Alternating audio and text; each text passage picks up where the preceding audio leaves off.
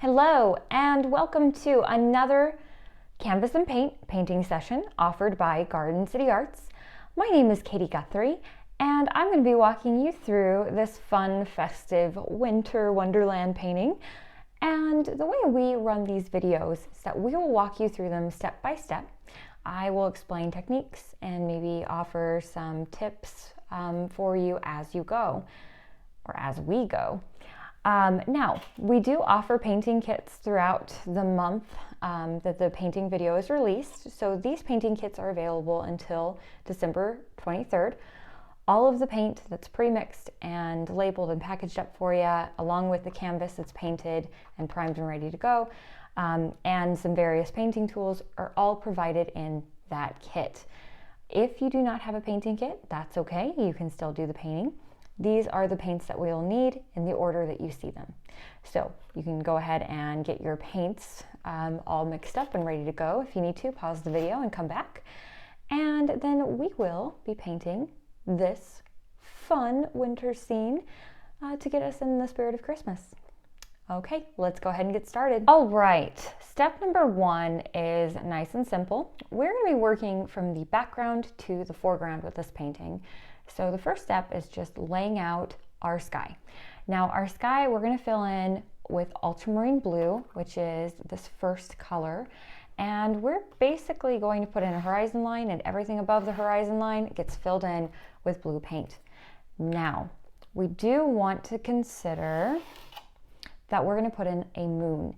I put in the original painting the moon in the upper right-hand corner. If you want to do the same, you can. Now, when we use a brush for the first time, we always prime it and get it ready. I would suggest using your biggest brush for this step. If you're impatient like I am, you like to go fast and paint fast, a big brush will help you. This is a 1-inch wash brush, but a 1/2-inch wash brush will work as well. So, to prime this guy, we are going to dip it in paint water, and then we're going to pat it dry. This will make our brush cool and damp to the touch, but it should not be dripping wet. Otherwise, that might cause you some issues. So very first thing I'm going to do is just grab a little bit of paint on the top edge of my brush. I'm going to start by using the top edge and not the side of my brush to paint in my horizon line. Now, this horizon line does not have to be perfectly straight. These can be snow mounds, so you can have them be as big or as small as you want. And I'm just going to put that in so that I have an established line. The horizon line is where the sky meets the ground, and I'm putting mine fairly low. I have about 2/3 sky and 1/3 ground. So everything above this line is going to be painted in blue. So once I have my line, I can grab a little bit more paint. If I need to, I can mix some water into that paint if it's a little dry and scratchy, like so. And I'm going to start using the side of my brush and bringing it up just a little bit. Once I have a little bit more blue established, about 1 inch of blue all the way along, I'm going to start to think about where I'm going to put my moon. I'm going to have this moon be about right here. So I want my sky to start feeling kind of curvy. So after I am away from my horizon line, where my big brush strokes won't cause chaos and I won't go below it, I'm going to start going pretty big, using the widest part of my brush to fill in space fast. Remember, if your paint is dry and scratchy, you dip your paintbrush in water, grab a little bit of paint out of the cup and mix it on your palette. You mix that water in and it'll make it more fluid and easier to work with. I'm just going to make a nice curvy sky, blue sky. And what I mean by curvy is, do you see how it's kind of going around and making this curve? And eventually it will kind of cradle where we'll have our moon. Okay, so I'm going to speed up the video at this point, and I'm just going to fill in space really fast. And then we will move on to step number 2, okay? So I'm going to speed up the video right now.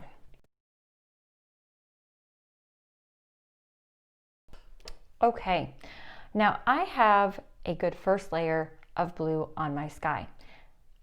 ultramarine blue, at least the ultramarine blue we use here at the gallery, is a little see-through. It's transparent, okay?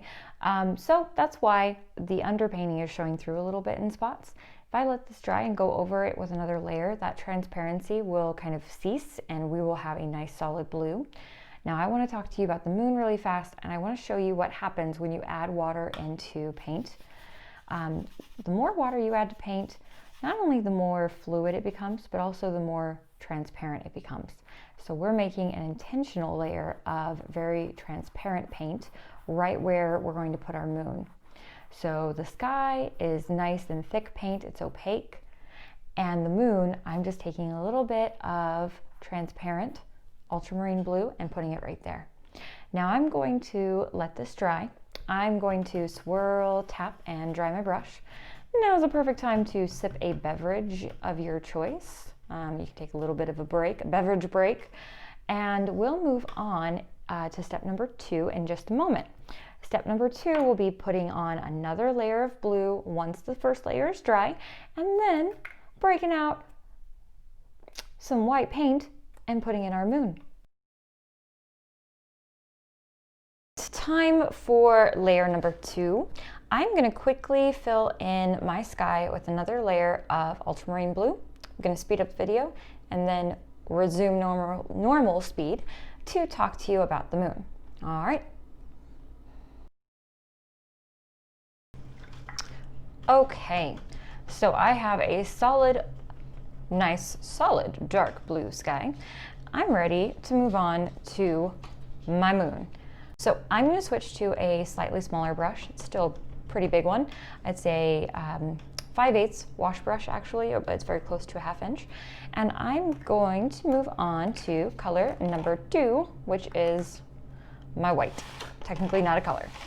And I'm going to make my moon. Now, if I were to paint my moon in solid white, it would look a little weird because it would just be this disc of white in the sky. Instead, I'm going to be careful how I fill it in. So first of all, I'm going to make the edges pretty solid.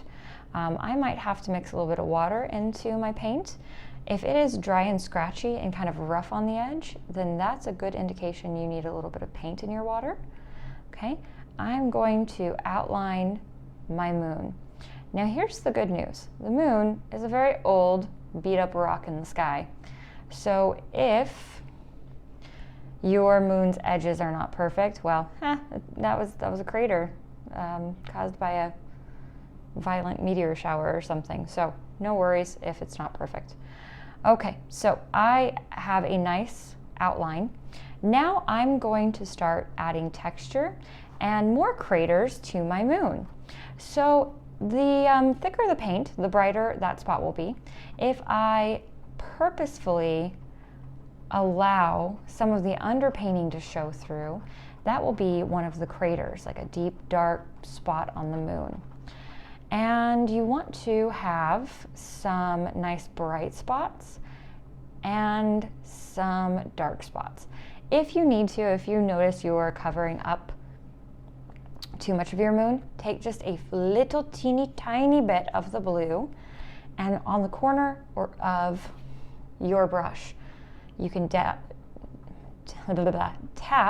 some blue back in. Okay, so don't feel like all is lost if you lose all of your craters. No worries, we can put them back in. It's not that big a deal. And I'm just going to continue doing just a few more dabs and then I'll be done. Now, there's one more thing that you can consider doing, and this is an optional step. By no means do you have to do this to make your painting look really nice. If you would like to, you can make a haze around your moon by taking your brush, cleaning it off, and taking very watered down white paint. You can even put a touch of blue into it if you're worried about it being too bright. Very, very watered down paint. And using the top edge of your brush, you are going to create curved lines around your moon. Okay, so I'm going to come in here really close to my moon, and if you're worried about making curvy lines with a square brush, that's a valid concern. You can always use your round brush if you need to. What I do instead is I just rotate my brush with my fingers as I move around the moon, and that prevents it from being square or blocky. And as you pull away from your moon, you can move to the broadest side of the brush rather than the thinnest part and soften that haze so it feels like the haze is just kind of being lost in the night sky and the darkness of the night sky. So make sure you go right up to your moon. You don't want a dark line, a dark haze inside your light haze. That would look maybe a little weird. And then again, bring out the light and kind of have it fade into the darkness. You can do this as much or as little as you like. You can even skip it if you feel like, nah, I don't need a haze. And there you have it. You have a moon. I may have made my moon a little big in hindsight, but it is what it is. You can always make yours smaller. And that's an easy fix too. Remember, paint covers paint. There's no stress tonight. You can always cover things up if you need to. Okay, we're ready to move on to step what I think is number 3. We are back with step number 3, and we are still going to be using the white. We're not going to move on to a new color yet because we have a ground to put in. Now this is a pretty fast, easy step. There's actually 2 parts. We need to put in our ground, and then we're going to speckle in some snow. Grab your biggest brush and start at the horizon line. And this doesn't have to be pretty or perfect. What I like to do is I kind of scratch my brush across, kind of moving it jerkily, bumping it up and down, and that creates a nice bumpy line for the snow. Now, as you come down away from your horizon line, you can allow some of the tan painting to pop through. That's going to be like a darker spot in the snow where maybe there's a shadow, and the very thick layers of white paint that are bright white will be maybe the highlights where the moon's touching them a little bit more. So move back and forth, go all the way down to the very bottom edge of your canvas. I'm going to quickly fill in the ground and speed up the video really fast.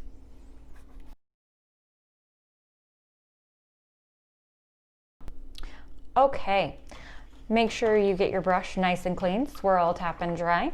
To get your brush clean, we swirl it in the paint water, we tap it on the rim of the can.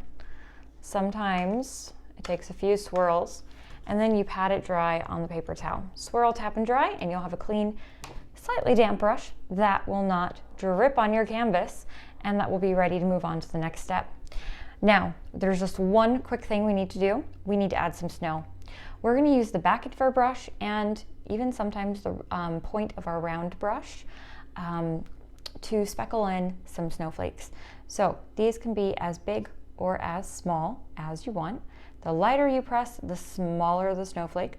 The harder you press and maybe twist it a little bit, the bigger the snowflake. These are really just little background elements. Don't overdo it and don't stress too much where you put them.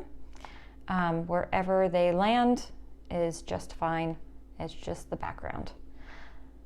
Okay, make sure you have a few maybe close to the ground and some further away. All right, you can wipe off the back of the end of your brush, and we're ready to move on to step number 4.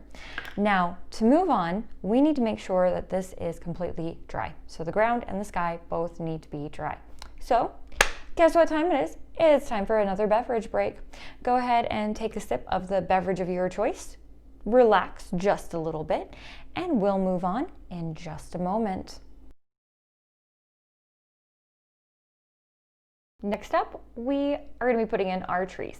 Now, before we start painting, I want to talk really fast, and I'm going to whip out a sticky note and a Sharpie. We're going to talk about how to paint these trees and how to draw them. So first, you always start with a solid, straight vertical line, and that is going to be the trunk of your tree. However big or small that line is dictates how close your tree is. Big trees are closer to us. Smaller trees that are shorter lines are farther away. Now, I want you to think of maybe a fake Christmas tree you may have encountered at one point in your life.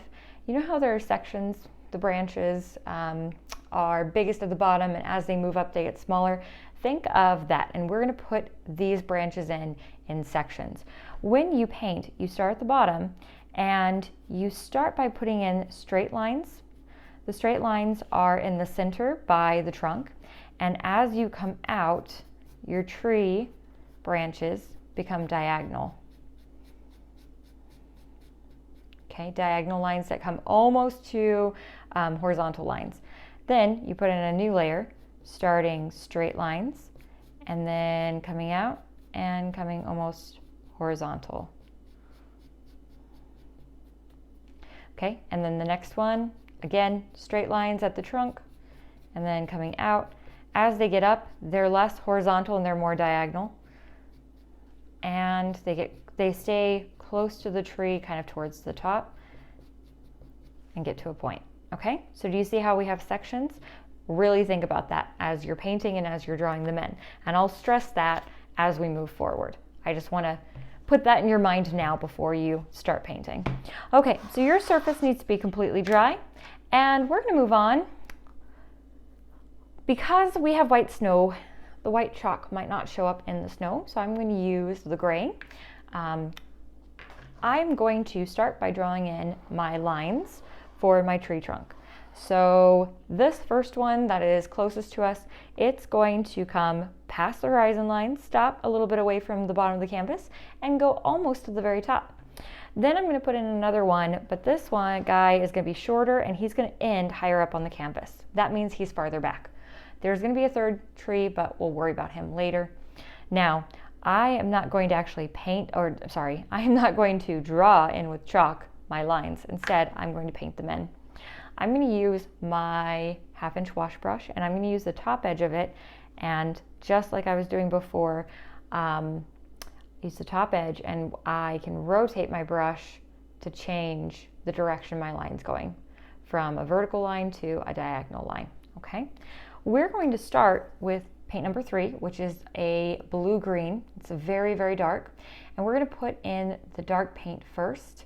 And then we can put in the highlight, which will be our permanent green, our lighter green, on top of the tree. So I'm going to grab some paint. I'm going to start at the bottom, just like I showed you when we were drawing. And I'm going to start straight up and down, right at the tree trunk. Now, as you're doing this, you can kind of cluster your branches. It doesn't have to be like perfectly feathered in all places. Maybe some branches are shorter, some branches are longer. And remember, the branches at the bottom of the tree are quite big. So these guys are going to go all the way off, and they're going to go almost to the point where they're horizontal. Now, remember, this is kind of the base of our tree. So really thick paint. Remember, you can kind of cluster the branches if you want to. Clump them, I guess is maybe a better word for it. Then I'm going to do in another layer, starting vertical lines, and then as I come out, they come a bit more diagonal, almost horizontal, not quite, because we're moving up our tree, so we are getting taller. Remember, you can use quite a bit of paint for this. And as we move up our tree, remember, it should be getting shorter. Well, not shorter, I'm sorry. It should be getting thinner. We're making thinner trees as we get up, and we're making really thick, heavy trees at the bottom.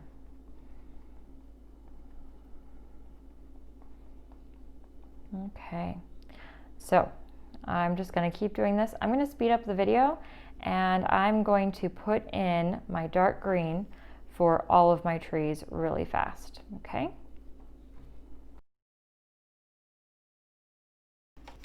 Okay, so I have my 2 trees started. Now, it's okay if you have a little bit of white or blue popping through your trees. Trees are transparent, okay? They're not solid. They're not exactly transparent either, but they are not solid objects. They're made up of lots of branches and leaves that move and that have little gaps in between. Therefore, it's okay. Don't stress about it. Now, we're going to move on to this lighter green, and we can make it a little bit more solid. So if you're stressing about it and you don't really like how it looks, no worries. We're going to add some highlight, and that will help solidify your tree a little bit. Now, this highlight, we're only going to put on the sides of the trees that are closest to the moon. So, for instance, this is the highlighted side of the moon. This is farther away from the moon, so it's darker, okay? Now, you're not going to just brush it on. You have to brush it on the same way you added the original green. So think of it in branches. Remember, start at the bottom and then work your way up. And that will create a really nice tree-like effect, for lack of a better term. It'll create layers that'll look really nice and realistic. Okay, get all the way to the top. Now, as you're working, you're probably noticing that some of your paint is kind of blending in. That's a good thing, no problem. Let some of the blue green and the regular green kind of blend in. It'll make it look and feel more lifelike. And once again, I'm going to add a little bit of green on this side of the tree, going all the way up to the top. Okay, so that is it. We'll move on to the next step in just a moment. I'm just going to continue fiddling with my trees for a little bit. Once you have trees that you're happy with, you can swirl, tap, and dry your brush. Guess what? We are at another beverage break because we need to let these trees dry just a little bit so we can put on some snow. So we'll be back in just a moment. Our trees are nice and dry, and we can now add the snow. All right, so we're going to go back to our little reference drawing for a moment, and let's talk about where we're going to put the snow. We're going to put the snow down first, and then we'll come back and put the lights. That will be a lot easier to place them and to provide the highlights of those lights. So, the snow. Each time we added a new layer of branches, we need to think about the snow being on top of those layers. The snow isn't going to be really on the ends as much as they are going to be, as those snow piles are going to be right along where those branches kind of are horizontal, if that makes sense, or on a diagonal. So that's where the snow is going to hold and stay, and then maybe just a little bit stays on those edges, but not too much, and we don't want to go overboard. Okay, so snow placement is important. You have to think about gravity, and you have to think about how that snow would hold to your tree. So we're going to go to our next color, which is color number 5 and color number 6, and we will even use a little bit of our white, or color number 2. And at this point, we're going to start using much smaller brushes. So the shader brush and the round brush are going to be the brushes we'll use primarily, because now that we have all of the big details done, we have to come in here with the tiny details and start working. So we're going to take our shader brush, prime it, just like we always do. If you have really dirty water, you may want to rinse out your cup and get some fresh water. I should have done that before I started this video, but oh well. And I'm going to grab a little bit of color number 5. It is the lighter of these two colors. So this is going to be the base, and then this is going to be the shadow. And I'm just going to decide where to put my snow. Again, I'm going to look for places where, flat places where I think the snow would kind of hold.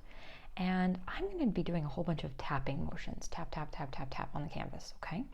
So like right here, definitely. And it might go underneath some of those branches on the next layer. And also you want to think about the snow as being imperfect. it wouldn't set in a rectangle on your tree. It would go in and out along the branches. So maybe just cover up some of that. This is a really good opportunity to cover up any parts of your tree that you're not maybe as fond of. You can kind of see the horizon line going through my tree a little bit. So for that reason, I'm going to use this paint to kind of cover it up. And I apologize if you heard my dogs running through the background. The joys of working from home. Okay, so I'm just going to speed up the video and quickly put in my snow. Again, think about it being kind of on the middle. Think of it as being like rows, like as if you are laying on garland on your tree or light strings of light on your tree.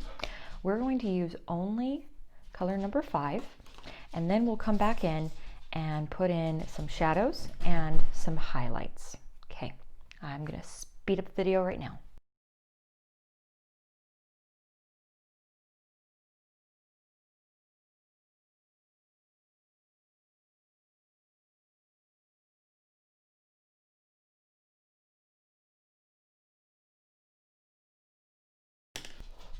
Okay, so few things I want to point out for some tips for when you are making your snow. Think about making it kind of curve. For instance, when you are making a cylinder, if you do straight lines, it really flattens it out. But if you make curved lines, it's going to make a lot of form. Okay, so think cylinder, think curvy lines when you're putting in your snow. Don't make straight lines. And if you did make a straight line, I'm going to show you how to fix that really fast. If it's kind of straight across, no problem. What you do is you add a little bit to the bottom and add a little bit to the tops on the sides, and that will help create kind of a curve. Okay, so add a little bit to the middle on the bottom and add a little bit to the sides, and that'll help curve your line back out. Okay, so we have the first layer of snow done. Now let's move on to our shadow snow. The shadows are going to be on the sides where we use the most dark green paint. So if I put a line here, everything on this side and everything on that side. I'm going to use this to go on top of where I've already been. And it doesn't have to be everywhere, but I would think about like the bottoms of the snowdrifts, particularly, in particular. And I'm going to put just a little bit of this, not a ton, don't have to have a ton. If you want more, that's okay. And I'm just going to put it on the side of the tree that is farthest away from the moon. That would be the most shadowed. Okay. And again, think about like the bottom edges of your snowdrift, because really the top edge is still closer to the moon than the bottom. Okay, so that's why we put the shadow primarily on the bottom. And you can even put a little bit in the front of your tree if you'd like. Okay, so I have my shadow. Now we're going to put in some white, and that is going to be the highlight or the brighter part of the snow. And of course, that needs to be close on the side closest to the moon. So if we divide our tree in half, this side over and this side over. And we're also going to put in a star on our tree in white first, if you want one. Now, the star I make is really simple. It's more of a diamond shape. If you want to do something a bit more complicated, you're welcome to. And I'm not putting a star on every single Christmas tree. I'm only doing it on the one that's closest. So I'm just going to quickly block out a star. Make sure that star is attached to your tree. It shouldn't be floating on top of your tree.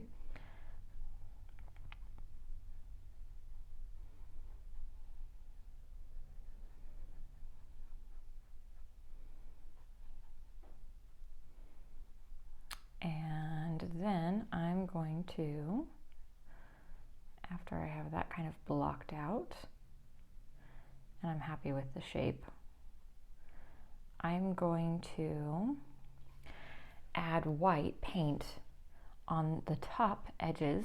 So shadows were on the bottom, highlight should be on the top, and I'm going to kind of put it on the top on the side of the tree that's closest to the moon. And then I am done with my snow, and I'm ready to put in my lights to make this a nice festive tree. Okay, I'm just going to quickly put this in, and once you have this done, you can swirl, tap, and dry your brush, and you're ready to move on.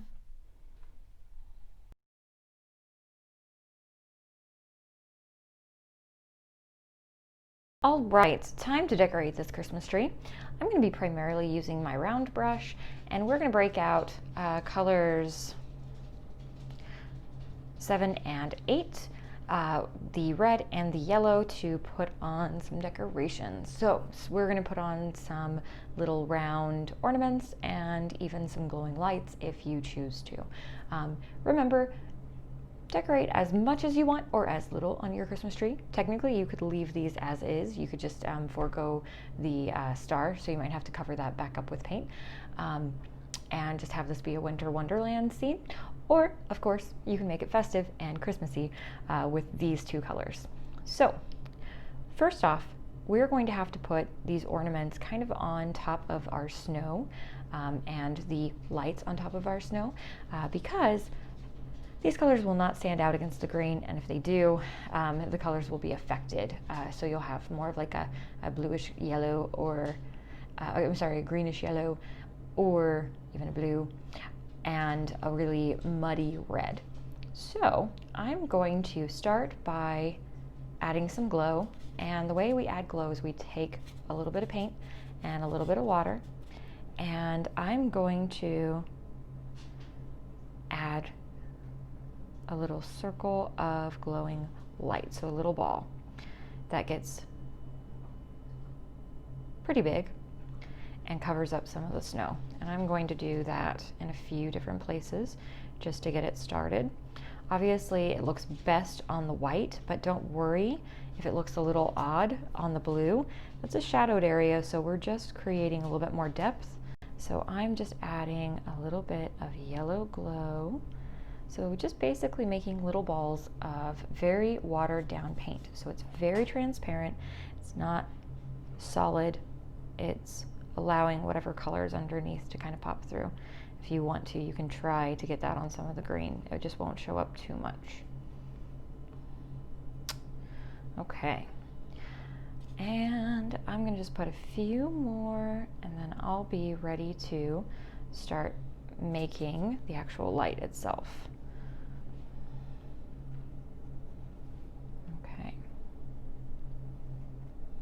I may have gotten a little too patterned with mine, but oh well. Now I'm going to take straight yellow with no water, so it's going to be a bit more opaque, and I'm going to put it in the center of that glow. That's kind of the base for our light, so we're building up. So now I'm putting a little tiny spot of bright yellow inside our transparent bigger ball of yellow. And this is what will eventually become our light. Remember, you can always go back and add more if you feel like you got too patterned like I did. If it was light space, light space, light space all the way up your Christmas tree, you can go back in and add some more. Okay.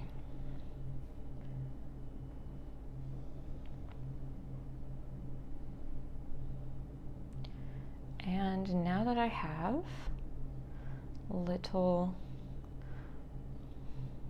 balls of yellow paint, I'm going to use the back end of my brush, and I'm going to take the white, and I'm going to mix a little bit of yellow into it. So we're making kind of a lighter off yellow. So a little bit of white, a little bit of yellow, no water. And this is going to be the glowing part inside our light, our circles for the glowing light. Okay, so I'm just going to dab on a little tiny circle of this very, very bright yellow. If that's not working for you, sometimes the back end of the brush doesn't work as well as you would like it to, then you can use the top edge of your brush, the tip of your round brush, to get that in. Just make sure it's nice and dry before you do that. Otherwise, you'll have a puddle of water. Okay. So once I have all these lights on, I'm going to do the exact same thing, but I'm going to do it with my red. Okay. And this will help also create maybe or get rid of a pattern. So I'm going to speed up the video and I'm going to do all of this yellow on this tree, all of the glowing lights on this tree, and then I'm going to do the red on both trees. Also, we'll address the star as soon as we're done with all of our lights, our little glowy lights. Okay, we're going to speed up the video now.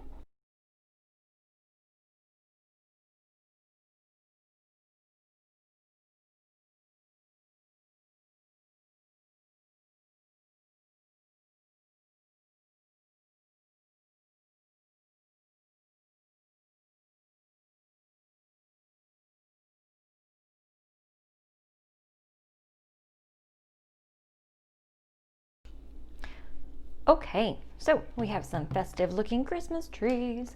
Now let's turn our attention to that star. Actually, I got ahead of myself really fast. I just want to point out that a few things. That one, obviously when you add white to red, it will create kind of a pinkish color. That's okay. That's just, it is what it is. That's what happens. That's how you make pink. And two, you'll notice that I let some of my lights overlap. And of course, yellow and red make orange. And so you can have some orange colors kind of appearing in your Christmas tree as well. And that will look really nice and festive. So we're going to move on to our star. First things first, I'm going to take my yellow and I'm going to cover up my white that I laid out earlier with my yellow.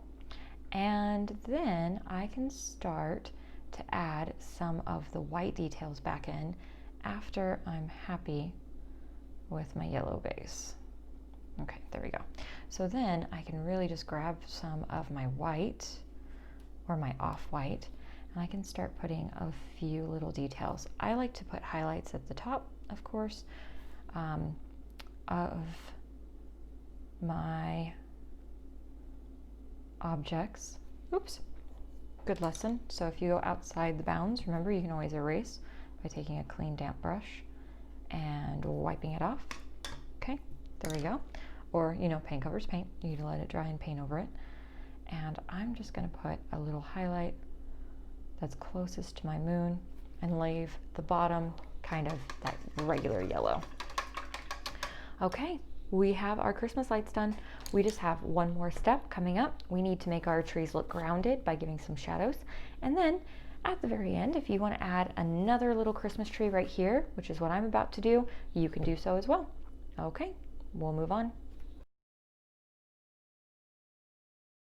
All right, shadows are really important in this painting because right now it feels kind of like the Christmas trees are just sitting on top of the snow. So we're going to be using a little bit of this ultramarine blue and our small shader brush. You might switch over to this brush if you get impatient. And I'm just going to grab a little bit and add water to it. Remember, when you add water to paint, you make it transparent, and that's what we want to do because we don't want it to be as dark as the sky. But we do want to make the snow a little bit darker and just help ground it. So right at the edges, that's going to be where we use the most blue. And then as we come away, it's going to start becoming a lighter blue. And we can always go to this blue if we need to do some touch-ups. So I'm going to come in here, and because it's very transparent, you have to be careful. I'm using the top edge of my brush, and I'm trying not to let it go everywhere. And then as we come out, see how I'm running out of paint on my brush? So it just fades into the white. That's the goal. So I'm going to reload, get some really wet paint, and go right up in between these branches. Trying to not go over the green, but if you do, that's okay. Paint covers paint. You can always go back in and do some green touch-ups if you need to later. And then after I have that, I'm going to even it back out, going back and forth and letting it fade into the white, just like that. Now, the shadows will kind of be a diagonal, so because of this bright light, this space right here is going to stay very white. So I'm not going to add a lot more blue to my tree. I'm just going to add it to the base at the bottom, and then I'm going to come off and let it just fade into the white. Now, here's an important lesson right here. If there's a transition that you don't really like, if it doesn't feel very natural, it's just very jagged, you can take the white and come back in and soften it up while the paint is still wet. Soften that edge will help make it feel a little bit more natural. So we're just blending a little bit. We're putting the white back onto the blue and forcing it to make a new color, and in between the white and the blue color. Okay, just like that. And I'm going to do it on the other side, and then we'll talk about that Christmas tree. I'm going to speed up.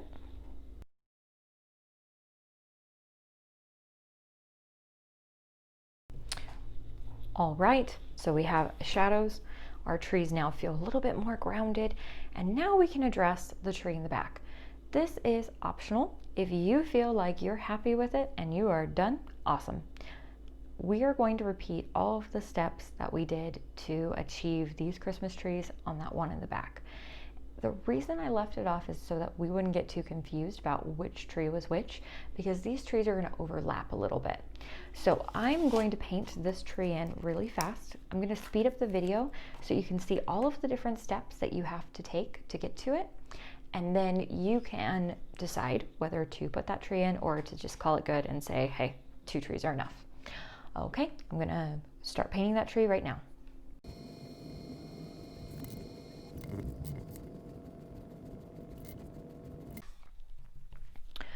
Okay, so I'm choosing not to put Christmas lights on that tree because it's far enough back that I don't want it to detract from this guy. Instead, he's just kind of a hint of a tree. You'll notice that I kept this edge very dark so that it wouldn't interfere with any of the lights. And because I was working so fast, my colors weren't exactly bright, and that's a good thing. You really don't need any highlights on that tree. That tree is just in the background. He's an afterthought. He's just to create some depth, but you don't really want all the attention on him. This is our focal point. Okay, I hope you guys had fun. This was a challenging painting, but I bet you all did a really great job. We would love to see you post your work. You can share it with us on our Facebook page by tagging us or sending it to us on Facebook Messenger or email. I hope you have a very Merry Christmas and a Happy New Year. Bye.